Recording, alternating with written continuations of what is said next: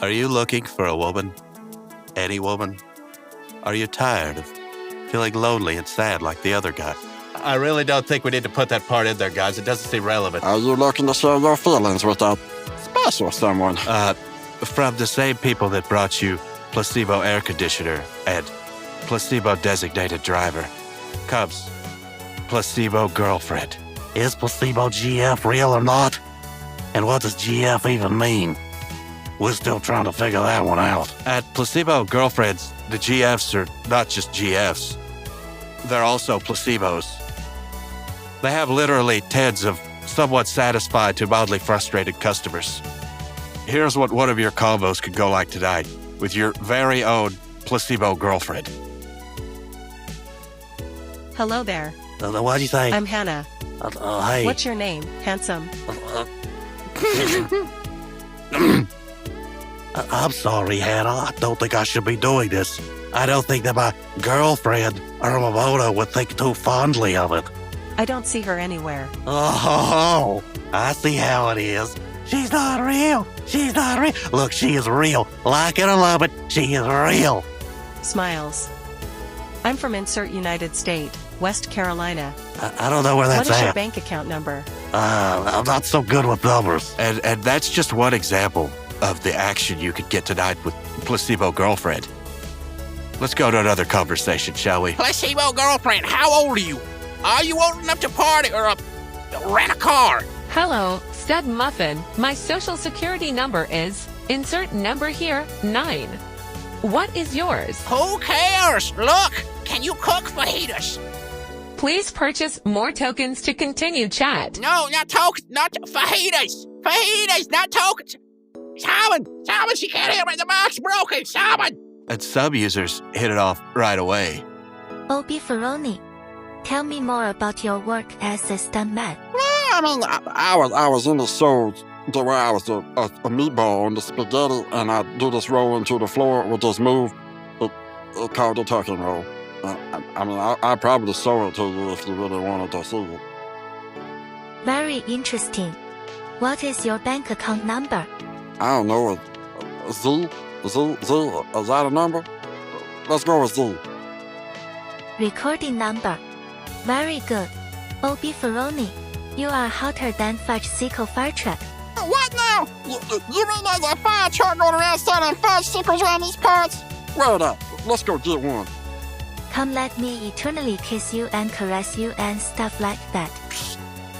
No, girl, you got to back up. I got podcasts to record. I can't be doing that. And at placebo GFs, the GFs will let you know exactly what the girlfriends want from you.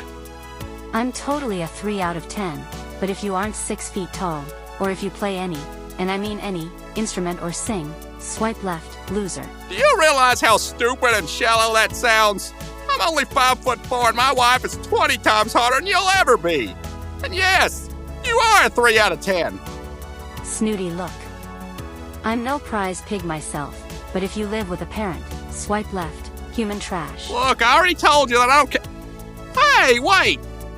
I mean, like, even if they own a business or they have a PhD, living with a parent's an automatic no? And their height? That makes them human trash?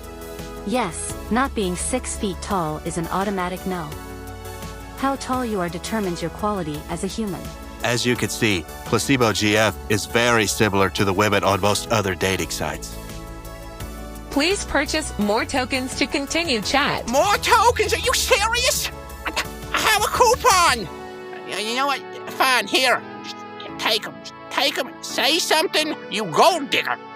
You do not own a house. Swipe left. You disgrace. Listen here, you gypsy. I told you my situation was temporary. You aren't 6 feet tall. Look, I already told you. It's a temporary problem. I'm growing, okay? Taking my placebo protein shakes. Doing the placebo workout. Booty gobby-like condition. I'm gonna get there, okay? I'm growing. Please purchase more tokens. Sometimes you find placebo girlfriends, and sometimes the placebo GFs find you. Simon, look, I don't want to do this. Whoever you're talking to, I'm 100% sure they don't want to talk to me, okay? Look, just go, okay? I told her exactly how Yoshi really wants to talk to you. Besides, her remote will get really mad if I keep talking to her. Okay. Hello. Hello. I am in search of someone to take care of my mind, body, and soul. What is your social security number? No. Wait, Simon. You promised me an uglier version of Ben Tramer. This is not an uglier version of Ben Tramer. This is just ugly. How could you tell? He is not 6 feet tall. I'm gonna go. Simon, make sure to get those tapes sent off. Never worry about planning another date because Placebo GF has you covered. Please purchase more tokens. Again with your tokens? You know, you started off pretty friendly. Look, can you make the fajitas or not? Can we RSVP you for the gathering to overthrow the humans? Yes, fine, whatever.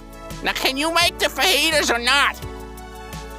Please purchase more tokens. Hey, wait, somebody say fajitas in here? Because I'll be bringing the beef. Oh, beefaroni. So, girl, I done told you, I'm a stunt man. I gotta be my own man. I can't be dating no girl calling me beefaroni. Placebo girlfriend, GF. Are they even real? Who knows? Who cares?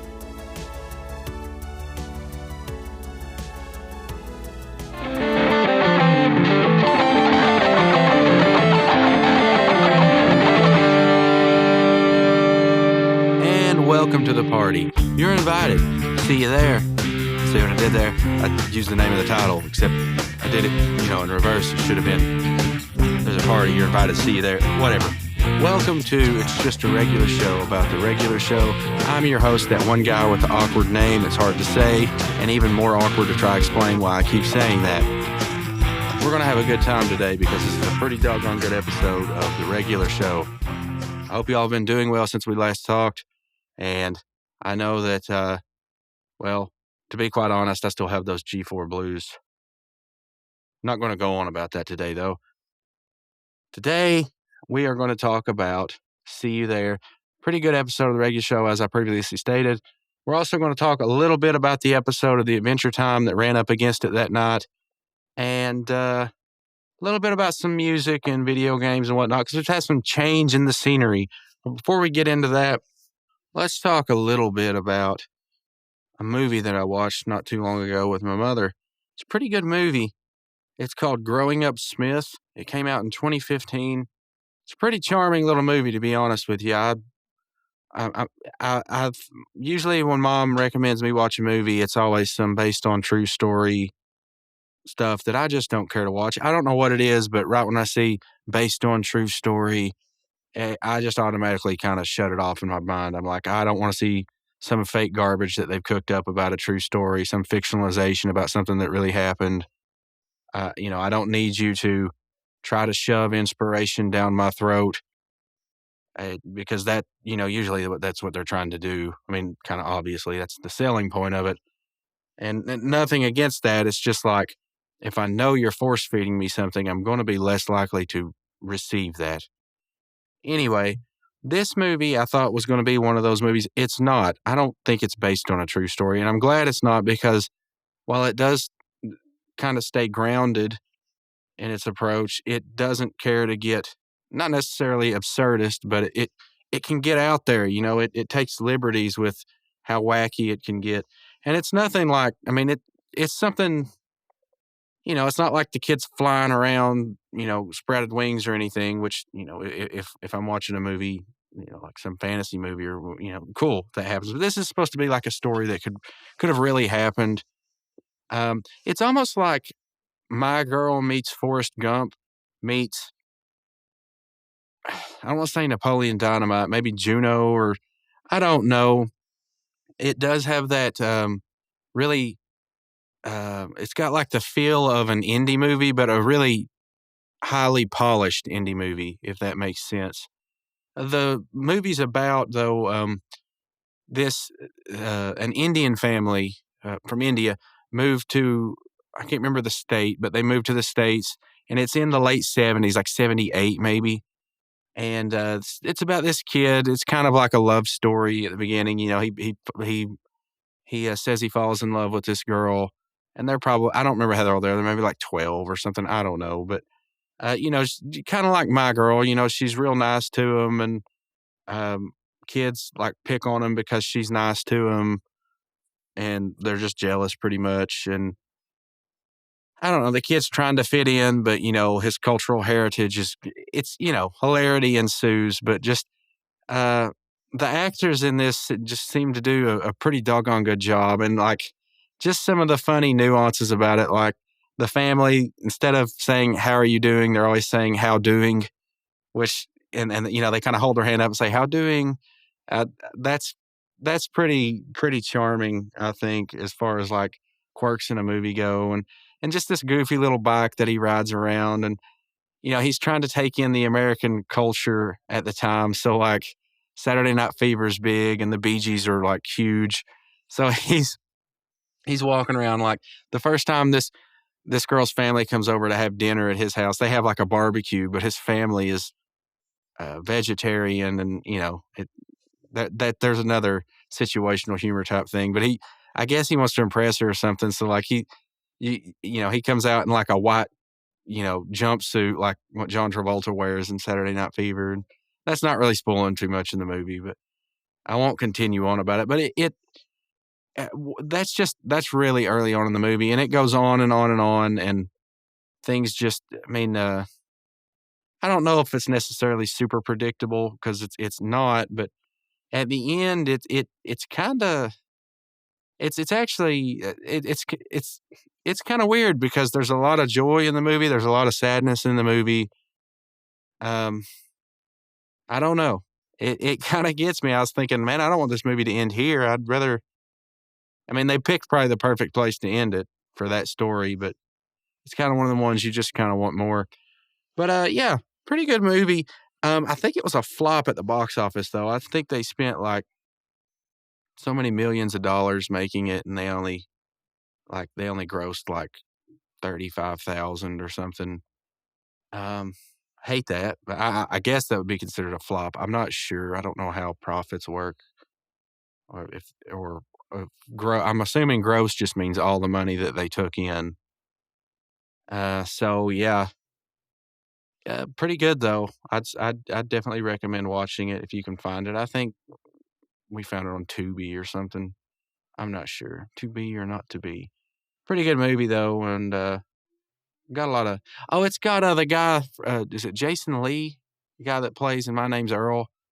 He's one of the. I guess you'd call him. I don't know if he's a main character, but he's like one of the high level B tier characters. So it's it's got some pretty good actors in it. I don't know the names of the.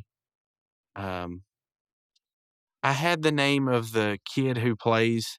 His name's Smith, the main character. But I cannot remember his name, and I can't remember the father's name either. But pretty good stuff. Give it a whirl if you got some time. Um, let's go on to more pressing issues. So the episode we're talking about today, See You There, aired April 25th, 2011 in the U.S. So let's look at what was going on. Oh gosh, my computer just went ba-do-ba-do-do. Except not like that. Apparently it's some update that I gotta have. Shut up and go away. Okay. So, April 25th, 2011, let's talk about some of the changes that are happening in the media scene, the pop culture scene. Some of the songs that have changed. I think Rihanna's got the number one song in America now. Rihanna, Britney Spears. I don't know. I do remember this song, though. The UK number one song is the party rock anthem, LMFAO, featuring Lauren Bennett and Goon Rock. The only thing I really know about this song is I would be walking around campus and some dude in like some beat up Edsel, or not Edsel, I'm sorry, Cutlass. I don't know why I said Edsel. That'd be kind of weird, but some like beat up Cutlass driving around Tennessee Tech. I mean, it's like I don't want to say a junker car, but it was, and he had the windows just rolled down, just blaring this right outside the dorms and whatnot. And I was like, okay, whatever. I mean, I guess it's a catchy song. It was playing like everywhere there for a little while. I mean, it was kind of a big deal. I guess that was back in the time when you didn't have so much like comedic type music still available. I mean, like, you know, I guess even starting back in the 90s was the Beastie Boys, maybe even before that, but you had these songs that were like, they were pretty good songs, but they also had a lot of humor to them.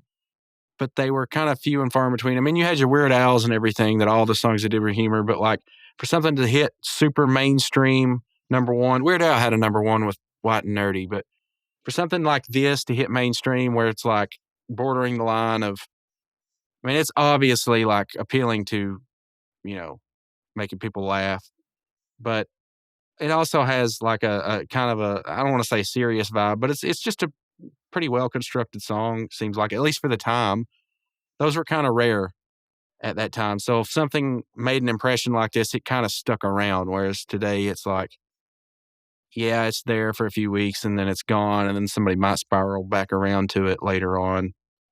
This is just kind of like it had its thing and I think it burnt out. And I don't know if anybody that listens to it anymore, but you know, whatever. Let's see. Number one R&B song, Still the Same. Number one country song, Darius Rucker with This. I don't know how that song goes. I'm not going to listen to it.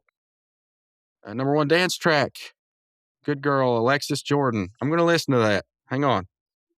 Okay, yeah, I'll listen to it. I guess that there was some music like that popular at the time, so I don't know. I mean, obviously it's a number one hit, so I can't say much about it, but I've heard better dance tracks in my opinion. It's not bad. It's just for my taste, it's just kind of, I don't even want to say, you know, connect the dots or paint by the numbers or whatever. It just, I don't know. It just doesn't seem too novel, in my opinion, which is not a bad thing. It's just, it's not what I was expecting when I looked at the cover. So yeah, let's move on to the box office. So there's been big change ups in the movies from when I last talked about it. Number one movie right now, 2011, April 25th. Wait a sec. Oh yeah. Okay, yeah. Rio, number one. That's the Pixar animated movie about the birds. I remember I played the banjo for a fundraiser that evening, and I was a little bit flustered because they wanted me to come and just play, but then they wanted me to play with some people, and the people I were playing with, some of them couldn't keep time all that well. And I just wanted to say, just let me play it by myself. But then my cousin came in on the keyboard and he played he played like a little drum pattern on the keyboard. So, you know, it was pretty cool. My cousin's a really good piano player. He's fantastic. He's just good. That's all I can say. He's pretty dang good. So, and not that, you know, playing out a drum pattern on a keyboard's hard. You know, he's very good though. He's like one of those. He's like a Southern gospel type player, but he can play all kinds of music. You know, but that's really where he kind of excels, is that real pretty type of piano. So yeah. Anyway, I was flustered from that, and I remember like getting off the stage, and then my family were like, "Hey, we're gonna go watch Rio." My coworker said it's hilarious, and I went and watched it, and I was just like, "Okay, it's all right, I guess." You know, showed it to my class after state testing was over. They got like a free day, and they picked Rio, so I showed it to one of them. I let all the classes pick which movie they want to watch as long as it's classroom appropriate. But one of them picked Rio, and I was like, "Okay, whatever." And I still wasn't all that impressed by it. Medea's Big Happy Family, number 2. Water for Elephants, number 3. So I think that's with the vampire Robert Pattinson guy, the Batman guy. You know, Cedric Expelliarmus. Hop, number 4. Number 5, Scream 4. 6, Soul Surfer. 7, African Cats. And then it's Insidious is at number 9. A lot of these I'm not seeing a whole lot of stuff I recognize here.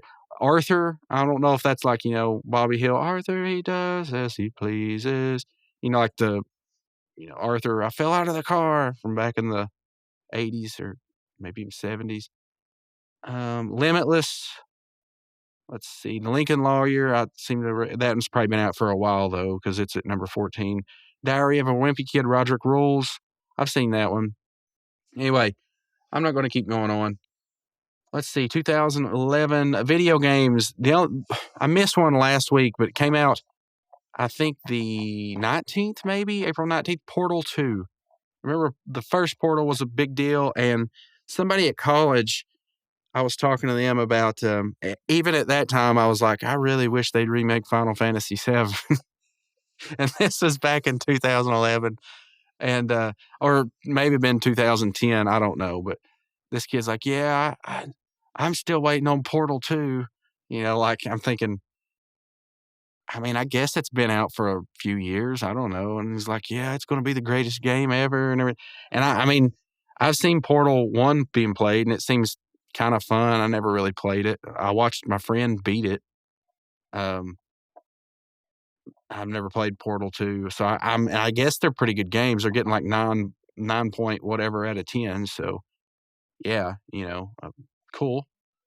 So I just figured I'd mention that because it was, I'm sure it was a big game at the time. Anytime Valve releases something, it seems like an eternity between their releases. But anytime they release something, it seems like it's gold. They almost seem like the Backstreet Boys of, well, maybe not because they're not cranking out hit after hit, but I don't know what band it would be. But it's like anytime they put out something, it's a hit. That's how the Backstreet Boys were in the late 90s, early 2000s. TRL, their videos went to number 1 for 40 days straight, then they retired it. And then a month or two later, they'd put out another one, it seemed like. So, and it didn't matter what the other song was, the Backstreet Boys was going to the top. It's just how it was. And I guess being they and NSYNC were managed by the same guy, that guy was smart enough not only to connive them out of a lot of money, but also to release their albums at different times. So they never really competed head to head, I don't think. Although I'm thinking, honestly, the Backstreet Boys probably would have owned them. Whatever. I was an NSYNC guy. Whatever. Let's see. Arkham City comes out 2011, but it's in October. But one more I wanted to mention because I'll probably forget. Elder Scrolls V Skyrim, November 11th, 2011. My goodness. This game's still being re-released on different platforms. It's crazy. It's 13 years old now, or well, 12 years old and change, and it's still being released on new platforms. It's in VR, it's in everything. I remember playing the crap out of this game. I got that and Dark Souls, the original Dark Souls for PlayStation 3, and I played those games like crazy. Played a lot more Skyrim, I believe. Dark Souls. Eventually, I had enough of that. I was just like, I'm tired of dying. I got fairly far in it, but I never beat it. It kind of confused me because I'm like, there's so much hidden stuff, which is cool, but it's like, I don't know. Like, I just feel like I need some sort of hint in this game. I don't know. It was cool, though, whenever you discover something because it was like, wow, I actually earned that. Whereas Skyrim, it's like, you're pretty much given everything. It seems like it's just so easy. But yeah, cool game. That's all I got for the cultural context, I guess. I don't really know what to call that segment. I don't know. Maybe I'll figure something out. Let's see. So the episode See You There. I'm not going to do I looked over the Cartoon Network schedule and I saw some episodes. Aqua Teen had some episodes coming out. Look, Interception was the episode. And I know that I've seen it. I just can't tell you what it's about because I've seen every episode multiple times. And if I could see it start and play, I could tell you like exactly what happens in it. I just can't tell you by the title, which is kind of weird because most of these I know by the title. And it's kind of the same thing for The King of the Hill, The Fat and the Furious. I'm not sure which one that is because it's very close to the other episode that aired, Full Metal Dust Jacket, which is the episode where Peggy opens up a bookstore and runs a gun club. Dale runs the gun club and sells guns in the basement for her to be able to make rent, which is a great episode. Gentlemen, a farewell to arms, because they blow up the book. I love it. But I don't know what the Fat and the Furious is about. I don't know if that's. At first, I thought maybe it's the one where Bill gets diabetes, or he's pre-diabetic, got diabetes. I can't remember, but that's not it. That's too late of an episode. And then I thought maybe it's like the drag race one where Bobby's working for Jimmy Witcher, but no, that one's too early of an episode. So I don't know which episode that is. In fact, I think I might just look it up. Fat and the Furious, King of the Hill. Let's see which episode is going on. Episode 2. Oh, season 7. Okay.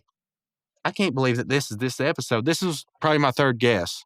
This is the episode Kid Rock shows up in. It's the one where Bill enters hot dog eating contest, and he goes up against what's his name, Ken Urawi, or something from Laos, the Laotian. There's a Japanese guy, and then there's a Laotian guy, and yeah, Kid Rock and Pamela Anderson are in this episode. Let's see. Takaro Nozawa, that's the reigning hot dog champ. He eats left, drinks right, 110 pounds of pure stomach. Okay. Yeah. So that was actually going to be my third guess, but I thought it would have to do something with racing or something. I don't know. But I guess they're racing and eat hot dogs. Whatever. It's a pretty good episode. Some of those episodes, going back and watching them that last time I watched it, they really forgot how to, I don't want to say they forgot, but I think they kind of, they took liberties with all the characters towards the end to make it a little bit more humorous, because it's like, oh, this character's veering off of his, he's going out of his norm. That's kind of, the situation in itself is kind of funny, because you've seen these characters for 7, 8 seasons now. It's like you've established what their norm is. So we're going to make them act a little bit oddly and still put them in funny situations to kind of extend the longevity of the show and whatnot. And a lot of times it hits the ground, but there are a few just misses. And I think the way that they treat Dale Gribble's character, the way they write it, is an example of where it's largely a miss. And I can't remember exactly off the top of my head. I may have ranted about this already on a previous episode, but he becomes a complete, they turn him, they do the Homer Simpson treatment with him almost, it seems like. They turn him into a complete moron, it seems like.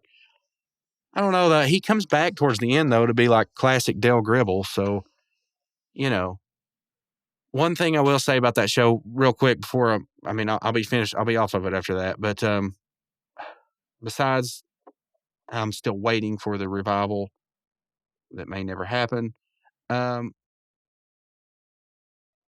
Let's see, Lucky, Tom Petty playing Lucky, man, he really made those last couple seasons or whatever worth watching. Like, that character really breathed a lot of new life into that show.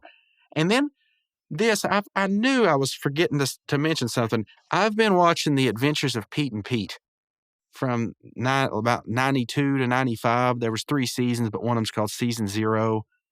And I knew there was a connection between them and King of the Hill, and it's Toby Huss, the guy that voices Khan, Sufanusumphone.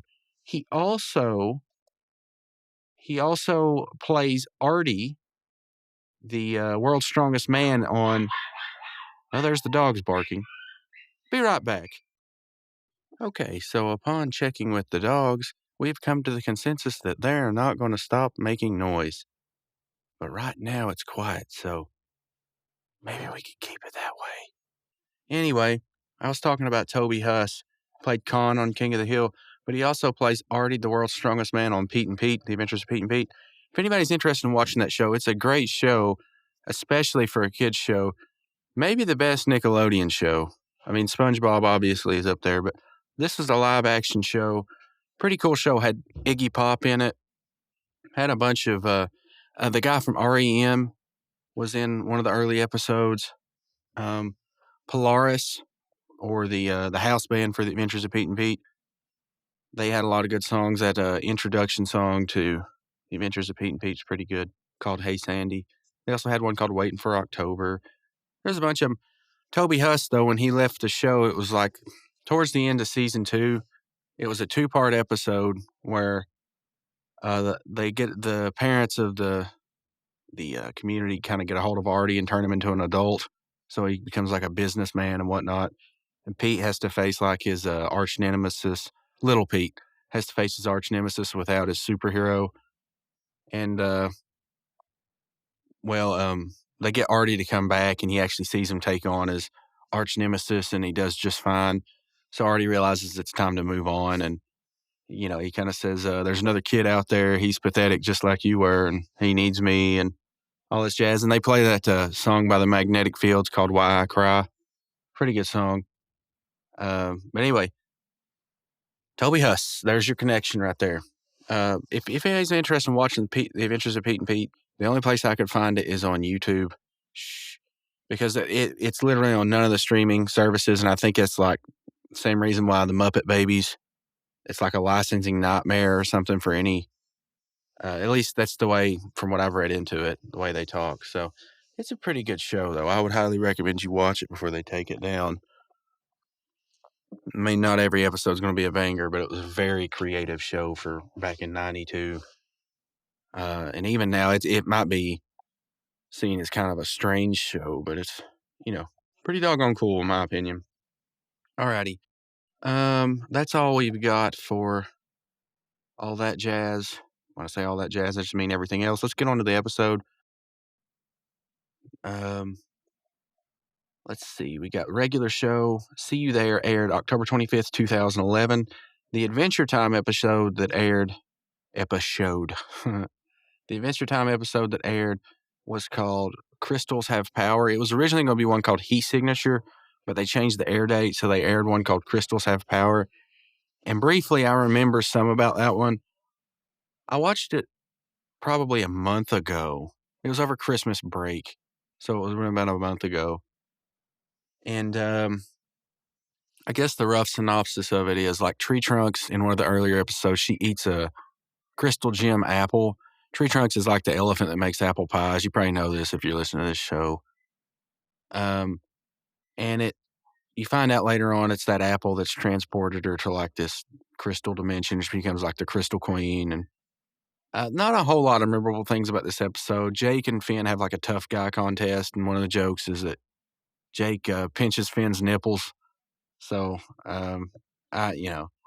it's still early Adventure Time, and they were kind of, obviously still finding their footing because that show didn't really take off till, it was kind of hit and miss until season 5. Maybe not hit and miss, but just you had really good ones and then you just had decent ones. This one was kind of a decent one. At the time, I don't even think it would have been considered a filler episode because it continued on with the Tree Trunks story arc. But I don't think they really figured out what they wanted to do with Tree Trunks, or at least the final version of the character Tree Trunks we got was a lot different, in my opinion, than what was early on, unless I'm just completely overlooking something. So I'm just going to go ahead and tell you, I think this week the regular show wins out, and there's probably going to be somewhat of a trend where, like, not always, but if it's a filler episode, there's a higher chance of the regular show beating it out. If it's a story arc episode, Adventure Time, maybe has the upper hand there. I don't know, because early on in a regular show, your story arc episodes are what? Mordecai wants a date with Margaret, so on and so forth. And it's all I don't know. Maybe some of the character development episodes are like overall story arc. Hopefully you can't hear that dog. It's like wailing in the background. I'm kind of getting sick of it. I'm going to probably leave this in here, though. There's no, I'll have to, but I'm going to try to edit it out to see how well my background noise removal software can get rid of this. If it doesn't, I apologize, but this thing, I can't, it keeps us up till, 4 a.m. I'm over it. I'm sorry. I'm about to go off on a rant here. Let's just avoid that. So See You There aired October 25th, 2011 in the U.S., aired October 5th, 2011 in the UK, production code 217, directed by Mike Roth, written and storyboarded by J.G. Quintel. Previous episode was Jinx. Next episode, Do Me a Solid. Synopsis of this episode: High Five Ghost brother turns Mordecai and Rigby into ghosts so they can Let's see. So they can break into High Five Ghost birthday party uninvited. I'm going to look down here real quick and see if there's any goofs or anything that. Da-da-da-da-dum. Costume the wizard wears. Ah, pop culture reference. Let's be on the lookout for this. The costume that the wizard wears at Muscle Man's party bears huge resemblance to the Ice King from another popular Cartoon Network show, Adventure Time. I'm sure I would have caught that. Episode connection: the wizard appears as one of the guests at Muscle Man's party. Oh, that's from the first episode, The Wizard. Okay, the wizard that's taking a leak in the bushes. All that jazz. And Rigby steals his synthesizer. The power. Okay. Episode received 1.72 million views worldwide. So, honestly, for as decent of an episode this is, I think that's kind of low, but maybe that's just a reflection on Jinx, because Jinx wasn't, well, it wasn't horrible. It definitely wasn't the best episode by any means. Let's see the voice actors for this episode, and then we'll get into it. It's not listing them. Yep, definitely not listing them here. But obviously you're going to have J.G. Quintel. You're going to have Sam Marin. Let's see. I'm trying to see if there's Bobby, the character of Bobby. I don't know who's voicing him. I'm going to have to check this out. He'll be the only outlier, I believe. The only person that's different. Is Bobby? Oh, yeah, it's Bobby from Yo Bobby from the Muscle Man episode. Who voices him? It was the Tiny Lister. He appears at Dumped at the Altar too. That's a later episode. That's great. I never knew that. Yeah, that's pretty cool. Voiced by Tiny Lister. Yeah. So Devo from Friday, or what's his name? Is it Zeus? Zeus from WWE or WWF in those days. Anyway, let's get in this episode. I've yapped on long enough. So anyway, the episode starts out with the birds chirping as always. We go to the house where Mordecai and Rigby are washing the golf cart, and they are laying there in front of it. There's 6 soda cans, and they're that's empty, laying there beside them, so they're already, I guess, inebriated in this universe. And they're all like, what are we going to do this weekend? And Mordecai's like, there's nothing to do. I'm so bored. And then, dude, quick, it's Benson. So they finish up the soda they're drinking, they throw it to the side, and they act like they're washing the golf cart. And another golf cart pulls up, and it's Pops, Benson, and Muscle Man in it. And Muscle Man's like, I'll see you there tonight. Don't be late, or something like that. And Benson's like, oh, we'll be there. And they get out, and Muscle Man just drives off. And it's a little bit weird because he doesn't do a donut. He just drives off. No later, ladies, none of that. Just drives off, kind of like he's angry. And Pops and Benson come up, and Pops is like, Mordecai, Rigby, what are you going to wear to the, I think he says soiree, but he may say just say party tonight. And he's like, what are you talking about? And they're like, Benson says, Muscle Man's throwing a birthday party for High Five Ghost, and apparently it's a costume party. And he shows them this black card, and it says, invite only, see you there. It's a party, and they're like, I didn't know about this. Did you know about this? And then Rigby's like, I didn't know about this. And Mordecai says, we didn't even know about it. And he raises his hand, and then Benson says, well, maybe you weren't invited. And he plucks it out of their hand, and he goes inside. So nothing really super crazy or hilarious at this point, except maybe the Mordecai manners of we didn't even know about this. Those kind of expressions kind of crack me up sometimes, but on this show. But cuts the scene, and Muscle Man he's throwing those same type of sodas in a garbage can, or maybe it's a bucket with ice, but it looks like it's a garbage can. I don't know, but he's putting them on ice for the party. And Mordecai and Rigby come up. Mordecai's like, Muscle Man, we heard about your party. What time you want us to show up? And he just turns around and he says, never, you're not invited. And then he gets in the golf cart, and this time he does a donut in the dirt and leaves big rut marks and then drives off. So I guess I spoke too soon. So the scene cuts, and Mordecai and Rigby are in their room, and Rigby's pacing around like, why will he not invite us? What's going on? I don't get it. And Mordecai's like, dude, I know what's going on. This is about what happened earlier this morning.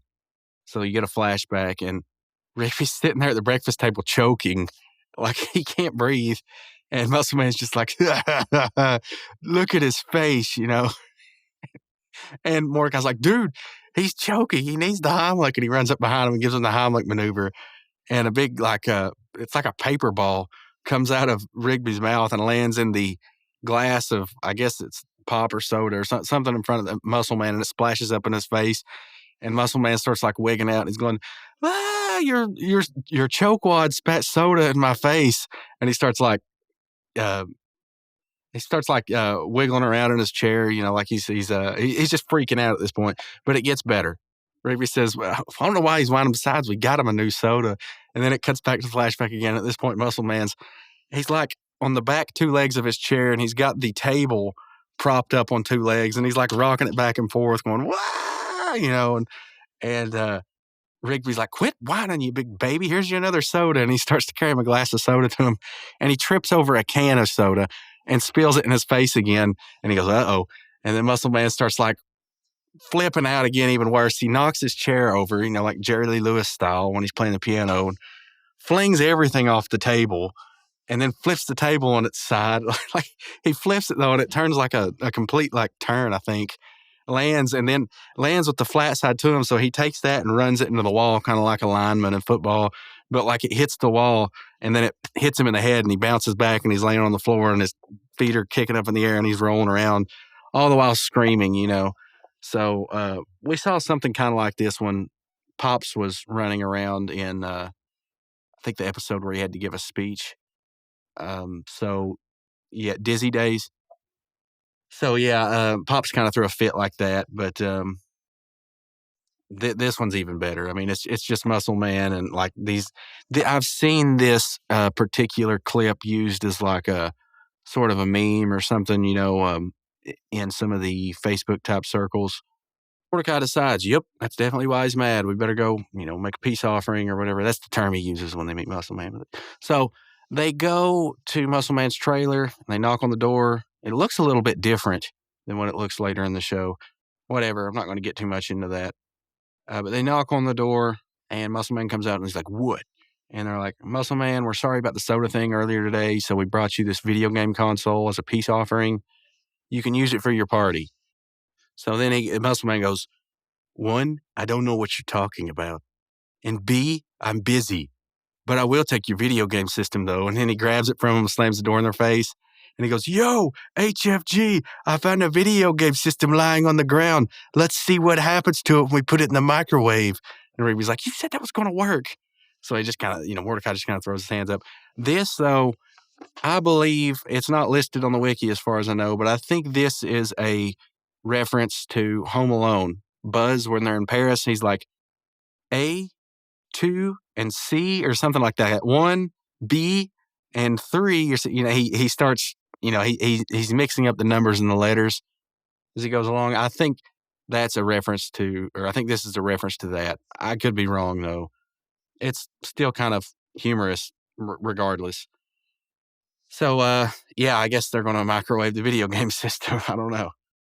So Mordecai explains to Rigby, we got to use reverse psychology. We got to make him think we don't want to go to his lame party, and then he'll want us there. And Rigby's all like, oh, yeah, good idea. And he says, all right, we just got to act like we don't want to go to this stupid thing, and then watch the invitations come rolling in. And they're all like, and they drive down there in the golf cart, and they're so certain of it. So they get there, and Muscle Man's hanging up a sign that says party, party, party. Not the Andrew WK, but just party, party, party. And it's just black with white letters, you know, and which I guess is fitting because it's High Five's Ghost's birthday. But anyway, Mordecai's, it's kind of weird. You don't know what Muscle Man's looking at to begin with. It just looks like he's standing there with his arms like in a Vogue type pose or something. But that's what he's looking at, is the sign. The camera, I guess, is coming from the sign. The shot is. But Mordecai drives up in the cart, and he's like, Muscle Man, we don't want to go to your lame party. And Muscle Man doesn't even look at it. He says, good, because I wasn't going to invite you losers. Something like that. And then for them being so certain that their strategy is going to work, they just back away from it like almost immediately. They fail one time. Mordecai's like, Muscle Man, we're sorry about the sodas, okay? Because And he's like, I don't know. He goes, I don't even know what you're talking about. Now get lost. And it, I don't know. It's just funny that like they're so certain, we're going to stick to this plan, reverse psychology. It He calls their bluff one time and they're like, please, please, please, but he tells them to get lost. And this time they drive off in a big donut. They do about 3 donuts and then drive off. And of course, it leaves ruts in the yard. If I was Benson, I'd probably fire every one of these guys. But then he wouldn't go on all these awesome adventures. So the next scene, it cuts and Mordecai and Rigby's in the room and they're like, you want to play video games? And Rigby's like, you gave away our video game system. And they're like, yeah, whatever. Can't be too great of a party. And then they hear the music start playing and they go look and it's like this huge tent, lights are coming out and the music, it's pretty cool. But the cool scenery is like you see these people walking to the tent in their costumes and there's like a guy in a robot's outfit and that's the one that really sticks out in my mind. But they're all kind of walking to the tent and it's just a cool looking scene and it is kind of like, yeah, I want to go to that party. And they're like, dude, forget about invitations. Let's just crash it. So they put on these 2 like really just horrible looking masks. They're just like pathetic attempts. They're like a paper mask with a string. They walk up and it's Bobby bouncing. I guess I'd forgotten that. I have seen this episode a few times. I guess I didn't make the connection. He's the same guy in Muscle Man, but Tiny Lister's voice him and he's like, yo, you ain't on the list. I can't let you in. And they're like, and more, Rigby's like, what the H, Bobby? Come on, let us in. And you're not on the list. And they go through an interaction like that. What's your name? Mordecai and Rigby. And just kind of flips it real quick and says, not on the list. And then this one guy in a Letterman's jacket. It's not even a Letterman's jacket, but it's kind of like that same material. He doesn't have a costume at all. He walks up and he's like, you're not on the list. And then Muscle Man sticks his head out the window from the top floor and he goes, yo, Bobby. He says, it's all right. You can let him in. He seems legit. And Bobby lets him in. Muscle Man turns around and he turns around and he goes, woo, let's keep this party rolling, and then they shut the door. And of course, Mordecai and Rigby are just going to be like, wow. So Mordecai starts walking away and Rigby's like, where are you going? And it's a close up of Mordecai's face. And it's a pink cat mask he has on. And his eyes are all squinting. He's like, we're going to get in that party. And so they don't know what they're doing. So they go around back. They're trying to figure out something. And then a ghost barges through the wall. And it looks like High Five's ghost. And he's all like, yeah, woohoo, yeah. And I think he's got a soda can and he throws it down. And we haven't met this character yet, but it's the same guy that it's pretty much the same voice as Party Horse, which is kind of like the regular show's version of James Baxter from Adventure Time. There's a lot of crossover in some of these characters. Like regular shows, main characters kind of turn into minor characters on Adventure Time. Minor characters, they're like, I guess their counterparts turn into, or major characters kind of turn into, well, I don't know. Here, I'll give you an example. James Baxter is like this really popular horse in Ooh on Adventure Time. He rides around on a beach ball, and all he ever says is James Baxter. And we figure out why later on because he can like barely read, and he sees a game store that says games and then a bookstore, but he pronounces it Baxter. James Baxter. And he drives around, or he walks around on a beach ball, and he makes everybody laugh just by saying James Baxter, and everybody loves him. Well, regular show's version of that is Party Horse, and he's in about roughly the same amount of episodes. I like James Baxter better, but yeah, Party Horse he's a horse that just like all he does is party. That's it. And there's a couple episodes that's centered around him. It's pretty funny episodes, but this is the same guy that voices him. But there's also, let's see, a regular show has Benson, who's a gumball machine. Adventure Time has Rattle Balls, which is, I just now realize saying that, how dirty that is. It's a gumball machine. And instead of having the globe on his head, the globe is like the torso with the legs attached to it, and the balls rattle around in the globe. Wow, it took me this long to get that. But he fights with a sword. He's like this really skilled warrior called Rattle Balls. Oh my gosh. All right. Okay. So yeah, James Baxter, Rattle Balls, all that. Anyway, we find out that okay, this is the same voice as Party Horse. He comes to the wall and it's we think it's High Five's ghost. They're like, High Five's ghost, what are you doing? This is your party or whatever. He's like, I'm not High Five's ghost, I'm Low Five ghost. And so they go on and on. He's like, what are you doing out here? Like, we didn't have an invitation. If you really want to join the party, I could turn you into ghosts and you could go through the walls. You wouldn't have to go through the door. And they say, okay, let's do it. And he goes, all right. Or he convinces him a little bit. But the funny thing about it is, if you look at the animation, High Five's ghost always only has one hand. Well, Low Five's ghost, I mean, I guess Fives has two hands at times, but Low Five's, this is the first I recall seeing where the ghost, instead of just having one hand, he has one coming out the top of him, one coming out the bottom. So he has two hands, and he points at him, and he's like, what do you want to do, And they're like, all right, we'll do it. And he goes, all right, up high. So they give him high fives, down low, and then they give him low fives. And he goes, and now you're ghosts. And they change into like, ghosts without legs. And that's where we're at thus far. So we're going to see what kind of conundrums and troubles they cause or run into, I guess. Okay, so the next thing that happens, Mordecai, he's like looking at his hand. He's got that, the only way I know how to describe it is that dumb Homer Simpson look on his face where his eyes are like a little bit crossed and his mouth's hanging open. And he's like, and he's like, look at my hand. And Ruby says, punch me. And he goes, okay. So he punches him in the face. And it hurts him. And he starts kind of like whimpering. And he goes, I thought things could go through us. And Low Fives explains the rules. He's like, yeah, well, real things if you want, but not other ghosts. And then he says, woo, party, and let's go back in. So anyway, they go into the party. And before, immediately Pops and Benson spot him. And Pops, oh, Mordecai, Rigby, beckons him over there. And I just want to go through some of the costumes they have here, though, because those are always some of the funnest parts, especially and most fun part, whatever. They're fun. They're just fun, okay? They're great fun, like especially the Halloween episodes, like seeing Stephen Bloom's character dress up as Spike Spiegel in the regular show. For those you Cowboy Bebop fans, Stephen Bloom is the guy that voices Spike Spiegel on Cowboy Bebop, but he also voices a character I think named Techno, maybe. I can't remember his name, but I think he's the Technomancer. I can't remember his actual name, but that's what he dresses up as on Halloween. Anyway, the costumes we see here. We see a girl dressed as like a devil and like a skirt with horns. We see that robot, the boxy looking robot. And then we see, I don't know, this girl's supposed to be a superhero. I don't know which one she is, though. I mean, it's just like generic superhero with purple dish gloves, purple boots. Pops is an ice cream cone, which is actually really hilarious to see. Benson kind of looks like Zorro, maybe, which, well, no, Rattle Balls hadn't come along yet, but Vincent kind of looks like Zorro. He's got like the Zorro type eye mask and a black cape, black boots. Looks like there's a lumberjack. There's some guy dressed in like green. I don't know what he is. There's a horse actually, I think wearing a sombrero. There's a guy with a jean jacket and an alien mask on. Somebody with a purple hat on. Earlier on, there was a guy in a purple outfit with an axe in his head that kind of looked like he was dressing up as Prince, but I could be completely wrong about that. There's a Native American lady. There is a guy in a jail outfit, a dude in a rocket suit. There is somebody in a biker outfit with a yellow helmet, a black visor. Looks very similar to the ghost person off, what's it called? Durara? It's an anime.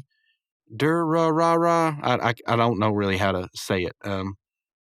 It's been a while since I've seen that one. I don't know if it hadn't come out by then, though, so probably not. This is probably out first. Then there's a lady in a police outfit. So there's a whole bunch of outfits going on here. Pretty cool stuff. Haven't seen the Ice King Wizard yet, though, so going to be on the lookout for him. Okay, real quick as I'm watching this, I'm eyeing these characters in the background, and the way they got them moving and dancing is they are all literally just doing like this generic-looking pelvic thrust toward each other. And it's just like, it looks kind of like they're running a wave through the background. It's like, it doesn't even look like the knees are bending. I mean, it's very, I don't know. It's kind of funny to look at, though. Oh, yeah, I forgot to mention, High Five's ghost is there, too, standing beside Benson. Sorry, where I'm at, everybody puts an S on the end of words. We got to go to Walmart's. We got to go to, what? So you have to forgive me. I apologize. But he's standing beside Benson, and he's got an eye patch on. I don't know who he's supposed to be, but he kind of looks like Snake Plissken or Big Boss from Metal Gear Solid. Could be anybody, though. I mean, it's just an eye patch. He could be like a pirate or just a dude that lost his eye. I don't know. But it's very, to me, the first thing that comes to mind is Big Boss. So, yeah. So, through the next scene, we actually see a few more costumes. I'll get through them, sorry. There is somebody wearing a bear suit. Somebody looks like they're dressed up like Skips. There's somebody like a lumberjack with a Jason Voorhees mask. So, we got all those. There was an astronaut and a dude with a devil mask on. So, there's a couple more, but those are the ones that stick out. And Fives is explaining to him, he's like, I love your costume. He's like, yeah, thanks. Your brother turned us into ghosts. Or he says, costumes, these aren't costumes. Your brother turned us into ghosts. And he's like, oh, no, this is bad. And Reavy says, yeah, we're bad. We do whatever it takes to party. And he goes, no, this is really bad. If you don't do something, you're going to stay ghosts forever. That I'm obviously taking liberties with the dialogue there. That's very paraphrased. But they're like, well, change his back. And he's like, I can't. So he floats over to Low Five's ghost to see what he can do to help him. So High Five's ghost goes up to Low Five's and he pushes him and he's like, I can't believe you turned him into a ghost. Turn him back. And Low Five's is like, I can't. I don't know how. Maybe Dad can help. And then it flashes over to this ghost that looks pretty much like them, except it's got a beard.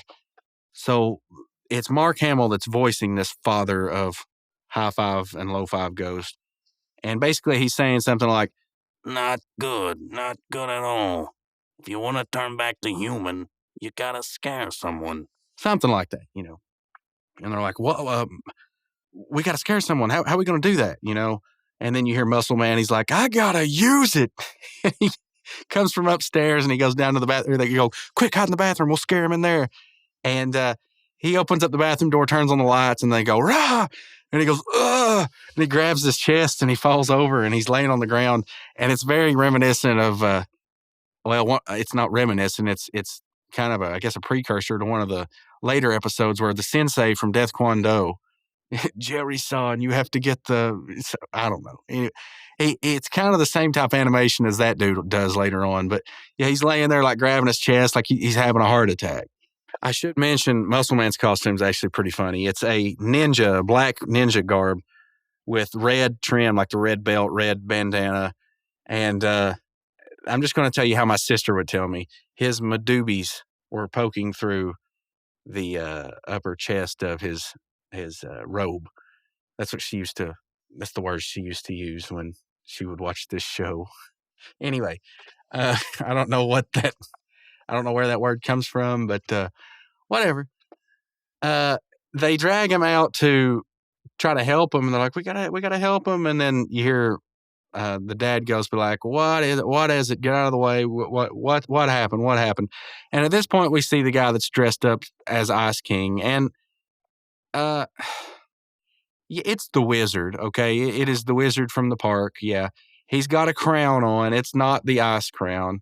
It is a crown, and I can see it being a callback. His robe's purple though, so I do remember Rob on the first episode of this podcast kind of thinking that the wizard was Ice King, but two completely different characters. But I mean, yeah, it is fairly similar in design. Ice King's robe's blue, and it's not even a robe, it's more of a tunic.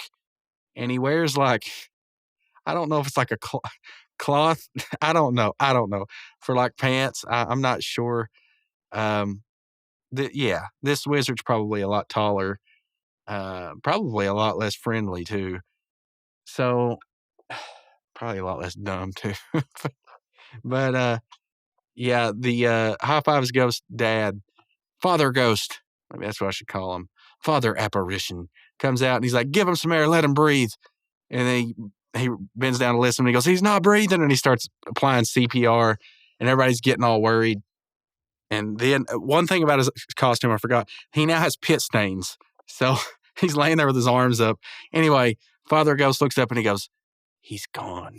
And then he closes his eyes. He takes his hand, waves him over his eyes, closes his eyes shut. And then this like dramatic piano music starts playing. And High Five's ghost comes up with his eye patch. He's like, you killed my best friend. And they're like, we didn't mean to. And everybody's kind of getting all mad. And I mean, the music's like getting really heavy. And then you see Skips, Benson, and maybe Pops looking at him like all disappointed. And Skip's kind of like almost angry at him. Well, I guess he is. But he's dressed up like Caesar, or I guess like a Greek or a Roman, I guess.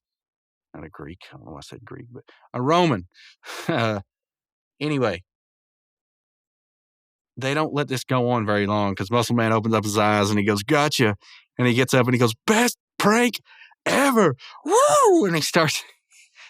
I don't know what term for the dance movie he's doing is called, but it's kind of like the same motion as a pelvic thrust, except he's moving backward and he's throwing his arms forward like he's I don't know. You'd see people do this on like late 70s, 80s type dance moves, like on Soul Train and stuff.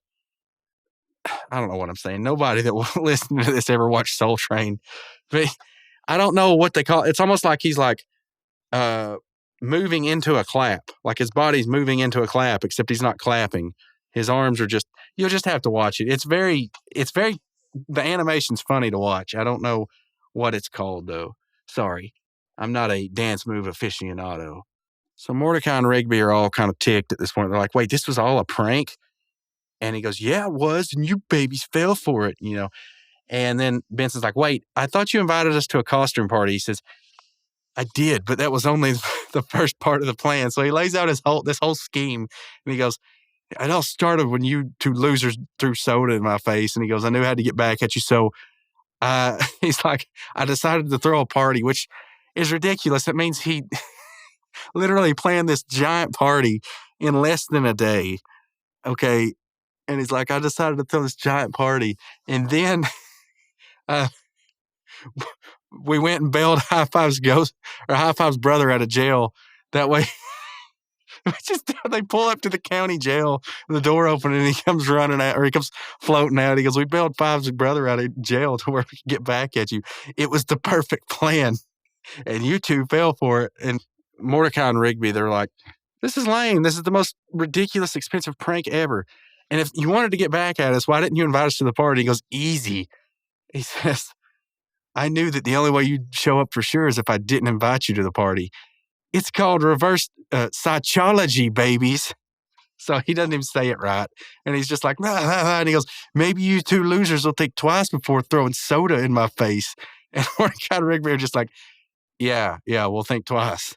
And everybody's like, "I'm leaving." Benson says, I'm out of here." Everybody starts leaving, and Muscle Man, he just starts laughing. He says, "Where are y'all going?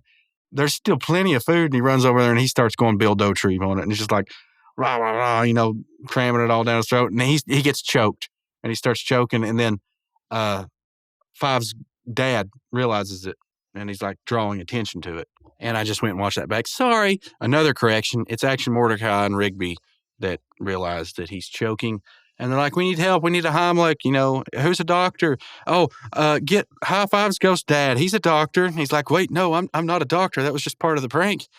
And he goes, somebody's like, "He needs the Heimlich. Get him the Heimlich." And Mordecai's like, "Right, I'm not going to go help him. He's just going to be all, 'Got you again, dude.'" He goes, "I'm sick of it. I'm not helping him." And then Rigby's like, "I don't think he's faking." And Mordecai looks at him and says, "Dude, are you faking?" And Muscle Man starts shaking his head, going, "Blah," and, like he really is choking. And Mordecai runs over there and goes, "I got you, dude." And he gives him the Heimlich, and, he saves him for real. And then he floats back over there and he goes, "I hope this makes us even." And Muscle Man's like, "It does." And he's like, "This is going to be a real party, and you're invited if you want." And he's like, "Well, I'm sorry." First he says, "I'm sorry I pranked you so hard." He goes, "Low Five, change him back." And Low Five goes, snaps his finger, and they turn back into, I don't know why I said humans earlier, but they turn back into, I guess, living bird and raccoon. And he's like, "It's going to be a real party, and if you want to stay, you're totally invited." And then Benson's like, "For real, is this a real party or not?" And Muscle Man goes, "Does this answer your question?" And he pulls a cassette out of his pocket, and he goes, "Huh," and he throws it, and it hits the tent wall beside the tape player. And it just lands on the ground, and it cuts back to Benson, and he goes, "No, doesn't really answer anything." And he goes, "I thought I could get it in the tape deck, okay?"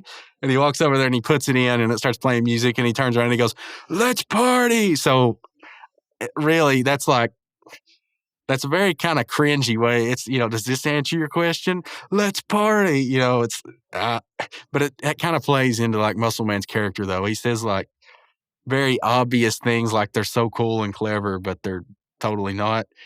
So yeah, it's pretty cool. And the last part of the episode, he comes up and he's like, "Here, I want to give this back to you." And I didn't know what this was at first. It looked like an old TV dinner with dust all over it or some crap.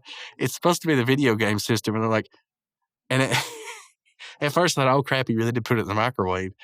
But they go, "Is this paper mache?" And he goes, "Yeah, sorry. I I sold the other one at a pawn shop, the real one at a pawn shop." He goes, "It was all part of the prank." And I thought that would have been a great place to end the episode. But they're like, "Are you serious, dude? What is wrong with you?" And he pulls out the real one from behind his back and he goes, "Gotcha." And that's the end of it. So this, if you notice, a lot of this episode, my initial thoughts, I like this episode pretty well, but most of the review wasn't focused on like these clever jokes that they told, which is kind of unusual for the show because there's some shows like Aqua Teen where it's just basically completely about the jokes. You throw everything out the window, and it doesn't matter what happens; it's about the jokes. There's some shows that are a lot more about situational humor and stuff, but there's a lot of clever jokes in there, like King of the Hill, which that might not be the best example because that had like triple layered jokes that had like 3 senses of humor behind them. You could have taken them 3 different ways and found them funny. So, man, that's not the best example. This show, though, normally is kind of like 40, 60, 50, 50 jokes to atmosphere to charm, if you will. Had just the right blend of the nostalgic factor to the clever jokes to the cheesiness to, the cringiness sometimes and poking fun of that and funny animation. This episode isn't super high in like great jokes. There's a few funny things, few funny mannerisms here and there. This is a little bit of an unorthodox episode, in my opinion, because I think the thing that makes it pretty good is the environment, which is there are great environments on the regular show. Don't get me wrong, but nothing like. I mean, I get Mordecai and Rigby get turned into ghosts, okay, but there's no like major, hey, look at this surreal moments. The background, the sky doesn't change red. No holes in the ground opening up. The portals to other dimensions don't open up. A major villain that could destroy the world doesn't happen. This is kind of like almost like a slice of life episode on the regular show, if there is such a thing. I mean, really, it's like there's no like major super heavy hitting music, like in quite a few episodes. There's definitely no licensed music. The cool thing is, I mean, the whole party scene, you see all these different costumes. And I think that that's one of the cool things about this episode. There's a lot of stuff going on in the background that you could miss, but it's just fun to look and see. That episode, But I Have a Receipt. I rewound that episode. I clicked back or whatever. I reviewed that part of the episode where they're flipping through the RPG book to see all the character builds you could make. And that's great because it's like that is total replayability value or at least something worth looking back for. And it's detail they put in there that most people aren't going to notice even because it just goes by so fast. And it's kind of like that with this. You got all these different costumes that most people aren't really going to pay much attention to. But as a whole, you look at them and it just creates this fun, appealing looking environment, So, yeah, I really like that about this episode. And I mean, there's some funny stuff too, but definitely nothing any funnier than what we've seen in previous episodes, and nothing super groundbreaking as far as storytelling goes or anything other than this kind of breaks the formula of, something super surreal or catastrophic or, them saving the day sometimes by sheer luck. None of that happens. It does break the mold, but it doesn't do anything like revolutionary. But, it turns out pretty well. And plus seeing Pops in the ice cream outfit, that's kind of hilarious too. So, it's kind of like this is one of those episodes where you can take a still image of the episode and be like, I bet they're having fun, like especially at that party. So, oh yeah, I forgot the tantrum scene from Muscle Man. That is one of the more well known scenes from regular shows. So definitely like that. And yeah, there's a couple other things, but I mean, things that it didn't do well. Some of the dialogue could have been a little bit better. And I don't want to go into like a whole lot of examples, but I mean, um, the dialogue Muscle Man delivers at the end there, where let's party. Seems like they could have put a better line in than that, a more Muscle Man-esque line. But then again, that does kind of play into his character because he thinks he's witty, but he's not always. Even though he's really good at pranks, apparently. Well, he is. I mean, there's no getting around that. And then the whole thing where he lays out how he schemed everything. Half of me loves that, and half of me just thinks that's stupid. The whole thing where we went and we bailed Low Five's ghost out of jail to where, I mean, it's like, okay, whatever. Just the whole idea that it's like, part of it's hilarious, and another part it's like it just makes. I mean, it kind of makes sense, but it's like the most random plot point. But that kind of starts a tradition of. He doesn't do it a whole lot, but there's a few episodes where he lays out like how he pulled off the prank, like it's a heist or something, So I like that. One thing I would like to see more pops, more skips in this episode.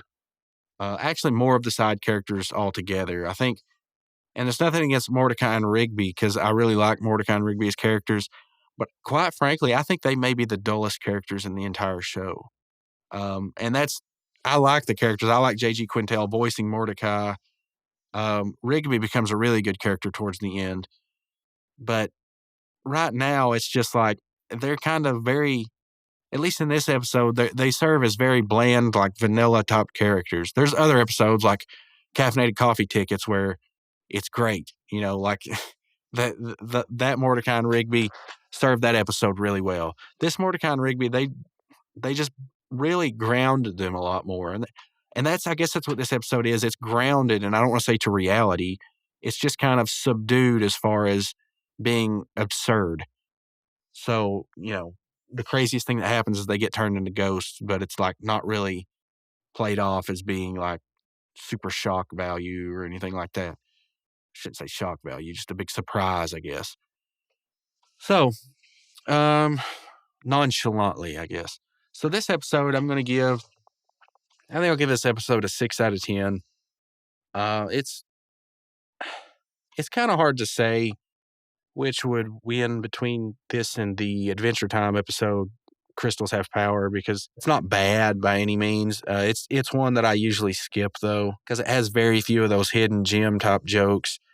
And Tree Trunks episodes don't always appeal to me. Sometimes they do, sometimes they don't. Used to be I'd tend to skip if BMO or Ice King wasn't in an episode, but I don't do that anymore. Because there's a lot of characters that I really like, Peppermint Butler and Starchy and Lady Rainicorn. And anyway, if nobody's ever watched that show, they're probably like, what's this moron going on about? The cartoon characters, okay? Dadgum. This episode, I think, wins out, though. So let's see what we got next week. Actually, I want to see real quick what the views were for next week's episode here. So I got to click back because I'm still on the Bobby page. Wait, sorry. I skipped over something. Let's look at the trivia here. High Five Ghost is revealed to have his brother named Low Five Ghost. We've been talking about it the whole time. And then his father makes his debut. I don't recall him ever coming back. Probably does, but it's been a while since I've watched all the way through this show. So we've already talked about the wizard outfit and Bobby. Oh, Bobby's not listed in the credits despite appearing in the episode. So the voicing for Bobby. Huh. I don't even see the credits on this wiki page. Next week's episode, Do Me a Solid. I kind of like that episode. I've seen it a lot, though. It seems like overplayed. I'm almost kind of burnt out on it. But it's a pretty good episode. I'll definitely watch it again. I'll be happy to do that.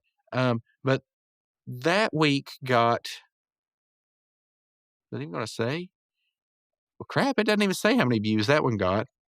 So there's not... 2.042 million views worldwide. And I'm just... being as nobody had ever seen this one, okay, I'm assuming that is a reflection of the previous week's episode. So if that's true, then this episode, See You There, had a better reception than the episode Jinx, which in my mind makes sense because while this one isn't a home run, it's definitely, it's a base hit, maybe a double, probably just a base hit. While Jinx may have been a walk. I don't know. It gets by. But it was more of an imagery environment type episode too. So Do Me a Solid starts getting back into, I'll just go ahead and tell you, it starts getting back into the real surreal type stuff. Jinx was surreal too, but Do Me a Solid gets really like, I don't want to say epic because it's not like, but the stakes, I guess, start getting more epic.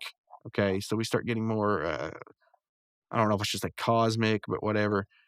The next episode after that, though, if it's the one I'm thinking of, is a great one. Yes. It's called Grave Sights. And if you like the Evil Dead or Bruce Campbell or anything like that, this is the episode for you. This has got humor and scenery and references and just cool concepts and definitely a cool episode. So we got two good ones coming up here, and I'm looking forward to see how they stack up against the Adventure Time episodes that come out. And like I said, I should be keeping a tally, but I'm not. I guess that's about all I got. I appreciate everybody listening to this. I'm sorry. Take that back. Rewind it. I appreciate everybody listening to this show. Last I checked, we're up to about 20-something listeners. So I really appreciate whoever's sharing or whatever, following and leaving reviews. That makes a big difference, and the audience is slowly growing. And growth, the cool thing about it is growth is not necessarily linear. It's kind of, exponential, maybe even logarithmic. I think more exponential, though. So the more listeners we have, the faster the show will grow. That's pretty cool. It's kind of like how technology advances, too, So, yeah, I appreciate you. And if you'd like to leave us a review or get a hold of us, there's an option to leave voice message on the Anchor FM website. If you would like to join the Discord, I've been trying to leave the link in these episodes. Shows to go check out. Besides Growing Up Smith, that movie, let's see, podcast. There's the AI for Humans with Kevin Pereira and Gavin, I think Ross is his name. He was from the original Tech TV. Kevin Pereira, obviously being from G4. Got to stop saying that. Turtles Forever, I'm sure we've probably put out a show, at least, by the time this comes out, between when I'm recording it and now. So, yeah, Turtles Forever. I forgot to mention last week when I was talking about the show, Rob and I do that, and the best part to me is not reading the comics or watching the shows, although I do enjoy that. I'm not like super passionate about it, but I do enjoy it. The coolest part about it for me is, there's two. It all boils down to the people that I get to meet and that I get to interact with. So one, we got to interview Pat Fraley and Kevin Eastman, the creator of Ninja Turtles. And Pat Fraley holds like the world record. I've talked about him before on this show. He holds the world record for most voices ever created. He voiced Krang and Casey Jones, as well as on Ninja Turtles, as well as countless other characters. It was just super cool and humbling to meet that guy. But really just doing the show with Rob, and the guests that we have on occasion. We've had the Ninja Turtle nerds on, which is always a fun time. And I'm pretty sure that I mispronounced Tara's, I think it's Clarkson. I think if I'm mispronouncing it, I apologize, Tara. But first name's Tara. I think I said Tara last time. I'm just reading it in my mind, so I definitely apologize for that. Like I said, last time, she's great at just reading the comics without, like stuttering like I do all the time. We've had Ryan from over on Talking Snicked, which is, if you're into X-Men or comic books, Talking Snicked or Snicked Tunes, SNIKT Tunes. He's got a Discord too. He's very, very professional, very, very knowledgeable. Still a very down to earth guy when it comes to reviewing comics, especially anything to do with Wolverine. He's ran through the entire X-Men the animated series, which was a fun ride. And Rob and I were on that show one time for a very good episode. as well. It was a really fun time. He's almost like pretty much like a co-host that's welcome at any time. And I would love to have him on this show as well. He's a very easy to do a show with, it seems like. The guy that's been doing it with us recently, doing the show, Joshua Witt, he was doing the show with Rob way back before I even knew Rob. And it's great. Like having him on, it's like he's basically a co-host in my eyes now, just as much as I am. Like he's just as much a permanent host as I am. I'm sure Rob probably feels the same way. Yeah, it's great doing a podcast with him. He is very fun to work with and very easygoing guy. And yeah, can't say enough good things about that guy. In fact, we've only done one, maybe two episodes with him since he started, like us all three being together doing it. But it's so it's so fun to do those shows as a group of three. He actually had to miss out. We were going to do one this Friday, and he had to miss out for something work related. So we've just decided, instead of Rob and myself going on and doing it and then picking up with him later, we're just going to wait and record it at a later date, just to where we like all three recording, or at least I know I do, all three of us recording at once, because, it's just a fun time. Anyway, I'm rambling on. Those are the shows. Rob also has a show, Retro Junkies, he does with his buddy Landon Long. If you like anything from the 80s or the 90s, especially video games related, that's your show right there. Pretty fun show. They do it maybe once a month, once every 2 months, something like that. And there's a lot of other good shows too, but mainly the stuff I listen to now is related to producing music or mixing or if you're into banjos, there's the Picky Fingers podcast, but probably none of you are into that. I need to cut it off there. So I will, I guess I'll see you next time for Do Me a Solid. So do me a solid, and if you would, do the whole bell ringing, like, subscribing, hand clapping, show sharing, awesome business that you do. I guess until next time, as Dave Chappelle would say, zip it up and zip it out.